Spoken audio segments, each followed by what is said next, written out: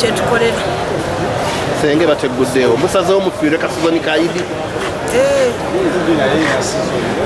tugenda tujja kukola naye sikati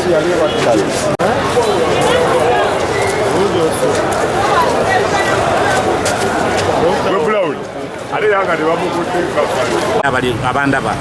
bambi mbasaba muleke kweryamu lukwe temugenda na diversion temutambula na diversion bannaffe babagamba simanyi okwekalakasa ddi mbagayiridde mubaveeko kana akaseera kakwerwanirira gwe ng'omusuubuzi kennyini gw'olina okwerwanako tutandise okuggulawo olwaleero tuddamu nga 15 tulaga obutali bumativu bwaffe tetwagala tuzanyirako ffe tusasula omusolo ate gavumenti okuva n'olwaleero bwe mubanga mukola policies ku nsonga y'obusuubuzi muyina otukonsalutinga ng'abasuubuzi yenze Lwegaba Moses Chairman Katukazana Issues Dealers Association Uganda nga nzija mufuta ne tugatta amaanyi Federation of Uganda's Traders Association ng'omwogezi waayo ekigazaawo ekibuga olunaku olwaleero tubadde ne bye twemulugunya tuwandiise okumala ebbanga ddene nga tuwandiikira gavumenti yaffe finance tugiwandiikidde parliament tugiwandiikidde State House tugiwandiikidde basebo ne bannyabo tugezaako okulwana mu nsonga zaffe zino wammanga basebo ne bannyabo omuchina ya breaking a chain of distribution ya breaking a chain of distribution avawira ddala mu manufacturer mpaka wansi ku liteiro tugamba batuveemu badde mu factories zaabwe ku ssaawa nekitugazzaawo URA yateeka ebikwekwete by'abantu abakwata abantu abafulumya ate ebyamaguzi ate nga URA tubadde tugimanye erina kukwata bayingiza byamaguzi mu ggwanga ku ssaawa tugambe tuggyemu emisanvu ate ne ifree system mufe ab'owansi tebagikolera ffe bagikolera ba manufacturer ne bali ba big supplier abatundira ebintu mu warehouses so ku ssaawa eno ffe kyetulwana tugamba ifree system tegenda kukola muffe abawansi kubanga yasuula abantu wano wammanga twakizudde yasuula uchumi nesuula Shoprite nesuula Taskis ezo supermarkets eziri international ennene kati ku ssaawa tulina omugagga aliwo nga munnayuganda alina supermarket bamukubya assessment ya billions 3 nga system eyo yemukuba fines ezo kati ku ssaawa eno abantu abalala badde mu kikuba badde ku system eyo babataddeko bifayini ebitategerekeka ng'oli bwamisinga n'okubanga atundayo ne bwe bapiiseemu ne bamukwata bamukuba engasi ya miliyoni 6 kati be twali badde tulabirako ate bali mu kukosebwa tugamba kino ki system tukisindiikiriza kituveemu tekigenda kukola muffe sensitizing abasuubuzi okudda ku nkola eno eya ifwiz twagala otegeeza eggwanga tebatusensitizingangako n'ekigambo ifwiz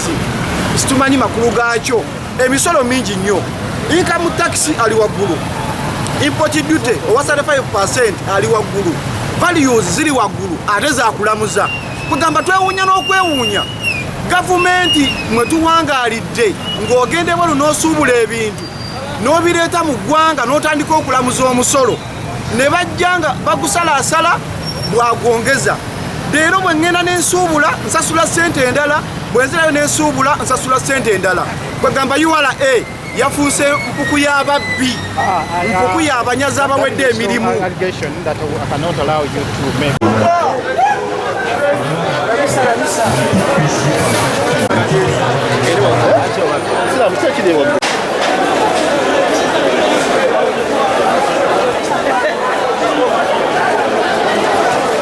Kabanda ndi president wa Federation of Uganda Traders Association zifuta olwaleero tugaddewo ekibuga ng'ekitugazaawo ekibuga ng'abasuubuzi emisolo gisusa obungi emisolo emipya tugiwakanya iflis tetusobola gikozesa mu busuubuzi bwa Uganda kubanga n'omuntu atali bigebo omuntu atasaanidde kugenda ku VAT agendako direct n'omuntu akozesa miliyoni 2 n'omuyiribi tuwakanya emisolo emingi gigobye wano abasuubuzi bonna omuli Abasudani omuli Abakongo omuli Abanyarwanda omuli Tanzania abagulanga wano ebintu tewakyali kati problem gye tulina njate tuddira gavumenti eddira ate abasuubuzi baffe netandika batukubya abamu naye tugamba nti mu kino tetugenda kuyimiriza tugenda kuwaamu abasiraamu okukola sizoni yaabwe okutandika ne Monday nga 15 tuddamu demonstration eno mu mirembe ekikubo kyonna kigale n'ekibuga kyonna ffe nga futa ffe tukikulembedde era nga tukakasa tugenda kukiremerako paka nnyo nesalawo nkeera ennyo kakyayi omusolo mungi ab'ebizimbe tebongeza lenti kwegamba obeera weetisa akakubuko bakubuuza influence risiti ya influence wabweru tetukyafulumya bintu byaffe tosobola kusibira customer box nga talina risiti ng'ate abantu abamu aba tebagala risiti kati ze neesalawo nkeerenywe kakyayi kutekanya poloti omujja agenda okulo kitekeko omusolo katulina tuka okuzimba amazima embeera mbi noolabana bonna abantu buli omu ayagala okukola naye buli omu yeerekereza lwambeera kikubo kiggale era ekikubo gyona kiggale nerwaweru yonna Kampala yonna namba tuli mu lokodawuni kikubo ekisibibwa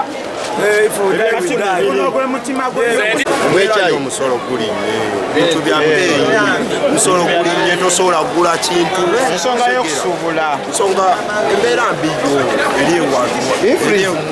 omuntu wa wansi ezo ebintu babyongeza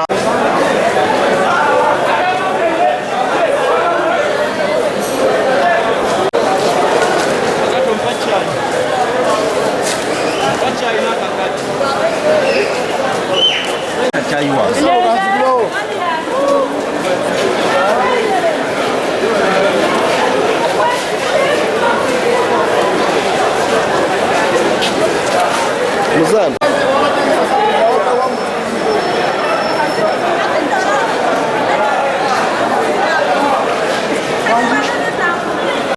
kikubo bakigana nekikubo kyekiralinayo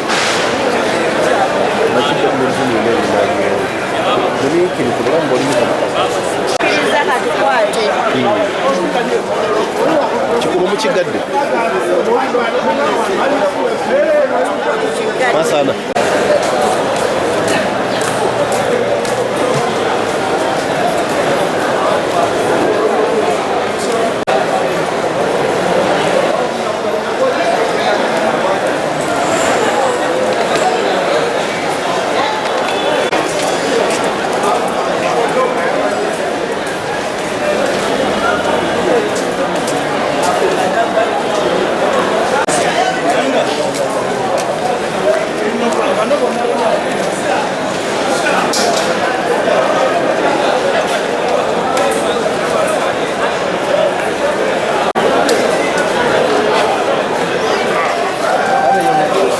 yatereza abantu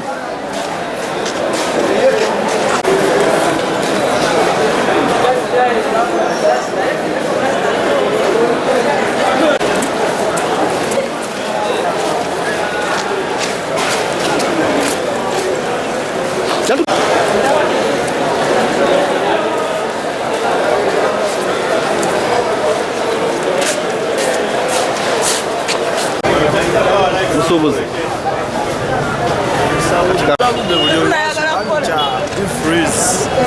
ifreeze ni siti tekugitegeera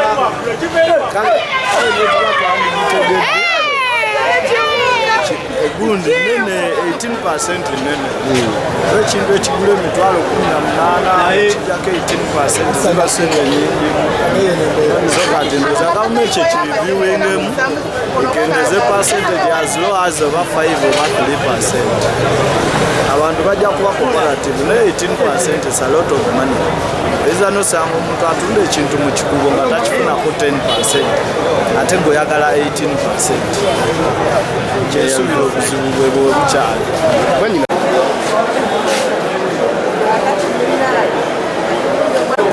sawa biwa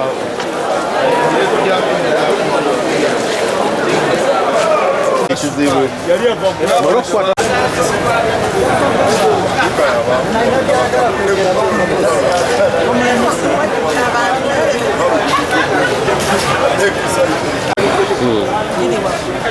esolo ki kati naffe tugaddewo gavumenti efune kyetukolera senge bateguddewo musazewo mufiire kasizoni kaidi tugenda tujja kukola naye si kati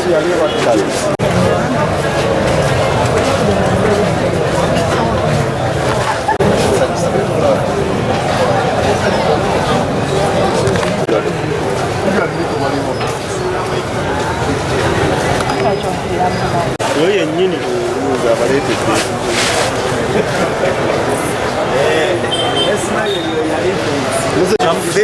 ye omusolo guli bubi omusolo guli bubi nga bwekiwulira naffe tusazeewo ekijja kijje wali tewali kusasula ebagamba nga ifulizi tewali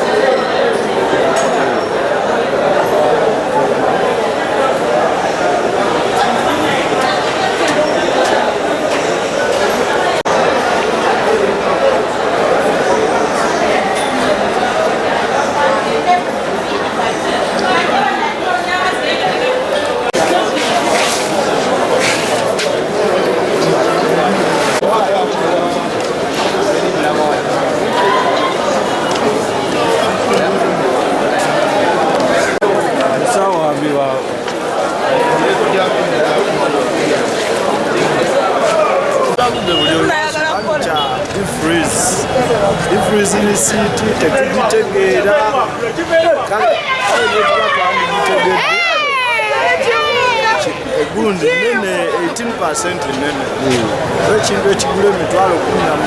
18 kijjako 18% ziba sente nyingi zokati ndoza gavumenti ekiriviewingemu ekendeze percentage as low as oba 5 oba 3%. abantu bajja kuba cooperative ne 18% is a lot of money. Eza nosanga omuntu atunda ekintu mu kikubo nga takifunako 10% ate goyagala 18%. Kyesubira obuzibu bwe bwobukyali.